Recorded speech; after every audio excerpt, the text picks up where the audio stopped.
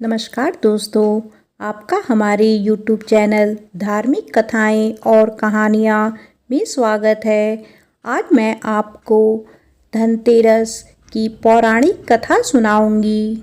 अगर आपको यह कथा अच्छी लगे तो आप वीडियो को लाइक, सब्सक्राइब और शेयर ज़रूर कीजिएगा। आइए सुनते हैं कैसे हुई धनतेरस की शुरुआत, इसकी पौराणिक कथा। एक बार भगवान विष्णु ने धरती लोक में विचरण करने का निश्चय किया। जब उन्होंने यह बात लक्ष्मी जी को बताई तो उन्होंने भी साथ में चलने का आग्रह किया। तब विष्णु जी ने कहा कि अगर तुम मेरे साथ चलना चाहती हो तो तुम्हें मेरी आज्ञा का पालन करना होगा और मेरे कहा मानना पड़ेगा। लक्ष्मी जी ने भगवान विष्णु की शर्त मान ली और उनके साथ धरती पर विचरण करने निकल पड़ी। धरती पर पहुंचने के बाद भगवान विष्णु और लक्ष्मी जी एक जगह रुके और वहां विष्णु जी ने उनसे कहा कि मैं दक्षिण दिशा की ओर जा रहा हूं, जब तक मैं ना आऊं तुम कहीं मत जाना। विष्णु जी के जाने पर लक्ष्मी जी के मन में यह जिज्ञासा पैदा हो गई कि आखिरकार दक्षिण दिशा में ऐसा क्या है जो स्वामी मुझे उनके पीछे आने के लिए मना कर रहे हैं। लक्ष्मी जी से रहा नहीं गया और अपनी जिज्ञासा को शांत करने के लिए वह भी विष्णु जी के पीछे पीछे चल पड़ी। थोड़ी दूर जाने पर उन्हें सरसों का एक खेत दिखाई पड़ा जिसमें पीले फूल खिले हुए थे। सरसों के फूल की सुंदरता को देखकर माता लक्ष्मी मंत्रमुग्ध हो गई और उन्हें तोड़कर अपना श्रृंगार करने लगी। इसके बाद थोड़ा और चलने पर उन्हें एक गन्ने का खेत दिखाई दिया। लक्ष्मी जी ने गन्ने तोड़े और उनका रस पीने लगी। उसी क्षण भगवान विष्णु जी वहां प्रकट हो गए।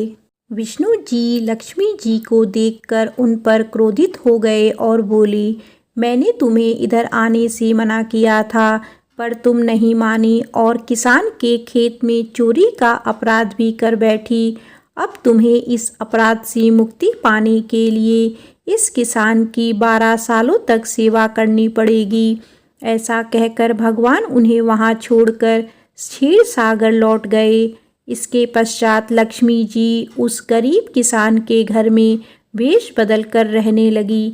एक दिन लक्ष्मी जी ने उस किसान की पत्नी से कहा कि तुम स्नान करके पहले मेरे द्वारा बनाई गई लक्ष्मी जी की प्रतिमा का पूजन करो और उसके बाद रसोई में भोजन बनाओ। तुम पूजा में देवी के से सच्चे मन से जो भी मांगोगी वह तुम्हें मिलेगा। किसान की पत्नी ने ऐसा ही किया। लक्ष्मी जी की पूजा के फलस्वरूप किसान का घर धन्य धान्य से परिपूर्ण हो गया। लक्ष्मी जी की कृपा से किसान को सभी सुखों और समृद्धि की प्राप्ति हुई। इस प्रकार किसान के 12 वर्ष आनंद पूर्वक कट गए। 12 वर्षों के बाद लक्ष्मी जी वहां से जाने के लिए तैयार हो गई और विष्णु जी उन्हें वापस ले जाने के लिए प्रकट हो गए। किसान ने उन्हें भेजने से मना कर दिया। इस पर भगवान विष्णु बोले, इन्हें कौन जाने देना चाहता है, लेकिन यह एक जगह नहीं ठहरती। मेरे श्राप के कारण यह 12 वर्षों से तुम्हारी सेवा कर रही थी और अब इनके जाने का समय हो गया है। किसान हठपूर्वक बोला कि मैं लक्ष्मी जी को नहीं जाने दूंगा। इस संवाद से लक्ष्मी जी किसान से बोली कि यदि तुम चाहते हो कि तुम्हारे घर में हमेशा मेरा वास हो तो मैं जैसा कह रही हूँ तुम ठीक वैसा ही करना। कल तेरस है, तुम घर को लीप पोत कर स्वच्छ कर लेना। रात्रि में घी का दीपक जला कर रखना। शाम के समय मेरा पूजन करना और एक तांबे के कलश में कुछ सिक्के भर कर रख देना। मैं उस कलश में निवास करूँगी किंतु मैं तुम्हें दिखाई नहीं दूंगी। इस एक दिन की पूजा से तुम्हारे घर में सदैव निवास करूंगी। ऐसा कहकर लक्ष्मी जी अंतर्ध्यान हो गई। किसान ने लक्ष्मी जी के कहे अनुसार उनका विधि पूर्वक पूजन किया। लक्ष्मी जी के आशीर्वाद से उनके घर में हमेशा समृद्धि का निवास बना रहा। मान्यता है कि तभी से तेरस के दिन लक्ष्मी जी की पूजा होती है और धनतेरस का त्यौहार मनाया जाता है।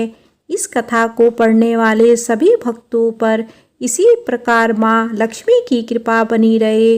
बोलो लक्ष्मी माता की जय, विष्णु भगवान की जय।